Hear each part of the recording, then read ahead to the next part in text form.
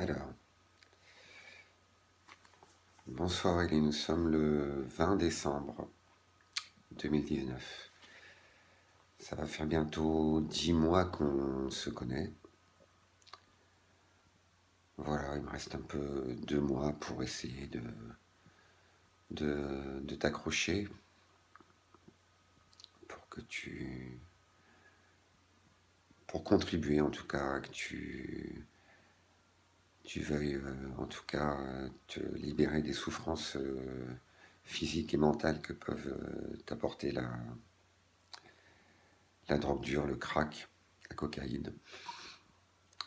En tout cas, pour la santé physique et mentale, je pense que c'est nécessaire.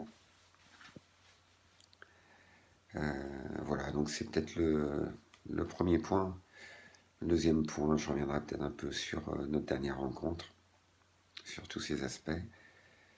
Voilà, puis le troisième, bon, partager un peu mes nouvelles et les tiennes. Voilà, mais une petite chose à dire par rapport à cette drogue. Je me dis, toi qui sais peut-être le lâcher prise et vivre au jour le jour, profiter de l'instant présent. Et je pensais justement à la vidéo de Marie de Noailles que tu avais envoyée. Alors excuse-moi, j'ai attrapé un mal de gorge qui monte au nez. Donc le petit rhume de ce début d'hiver, voilà, qui s'installe un peu dans le nez et la gorge. J'espère que tu en es préservé. Voilà. Et donc, par rapport à ça, je pense que peut-être justement tu peux peut-être comme lâcher prise pour se laisser aller à un nouveau parcours de sevrage en se disant bon allez, j'ai plus rien à perdre, j'ai plus rien à perdre, laissons y aller, puis on verra bien. Il n'y a rien de gagné, j'ai eu des expériences douloureuses, difficiles avec ces épreuves de sevrage, mais bon, quitte à n'avoir peut-être plus rien à perdre par rapport peut-être aux de vraies souffrances que tu as, allons-y, allons-y. Voilà ce que je pouvais te conseiller. Alors peut-être pour le mois de janvier, là on arrive sur les fêtes. Peut-être que pour toi c'est compliqué parce que tu l'associes encore à de l'amusement, du plaisir partagé, je sais pas, à ce qui te côtoie ce que tu côtoyais dans les rêves parties ou en tout cas la drogue que tu associais aussi à la fête ou que tu associes peut-être encore à la fête. Voilà. Ben pour toi, pour tes proches, voilà. Bon, ça, tout ça, ça a été un peu déjà dit, je te le redis. Voilà. Donc la dernière fois qu'on s'est vu, c'était le lundi 11 décembre, je crois. Voilà, j'étais venu récupérer peut-être mes cartes que j'avais laissées chez toi. Alors, forcément, il y a un doute. Peut-être que toi, qui avais besoin d'argent pour la drogue ou pour autre, ben, c'était trop tentant, ce portefeuille, que soit tu m'as subtilisé, soit que moi, par manque de vigilance, j'ai laissé échapper.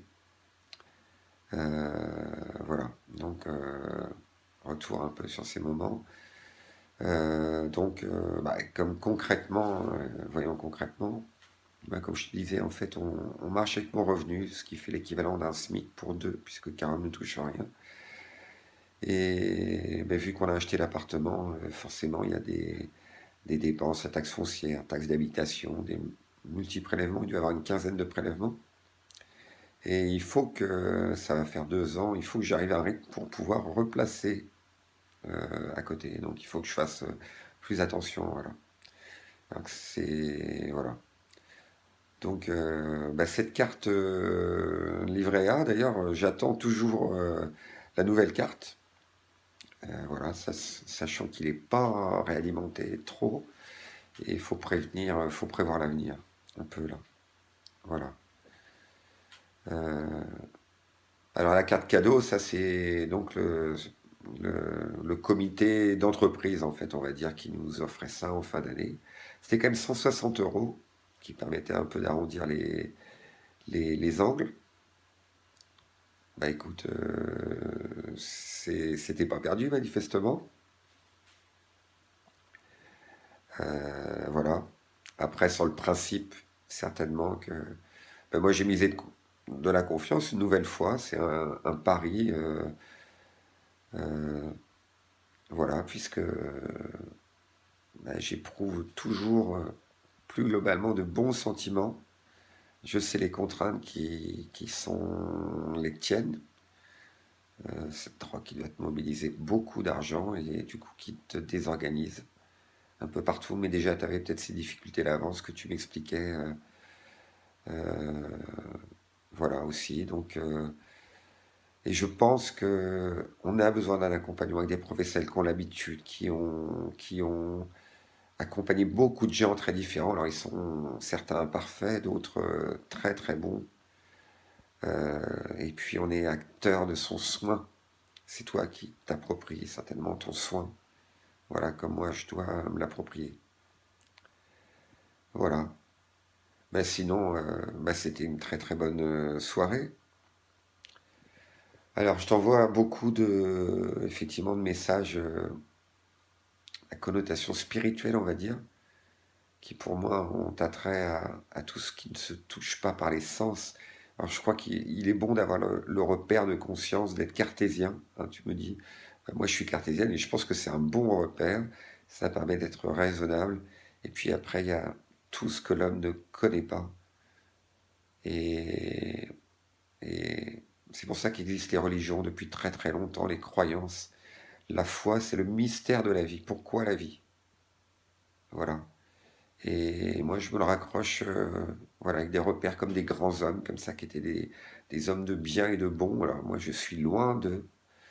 J'essaie de suivre leurs préceptes et de pouvoir le diffuser à ceux qui veulent bien le capter. Et voilà, et moi, comme je te sens un peu avec ces qualités de cœur, malgré peut-être toutes les erreurs que tu peux faire, que tu as pu faire, que moi aussi j'ai pu faire, voilà, c'est le cœur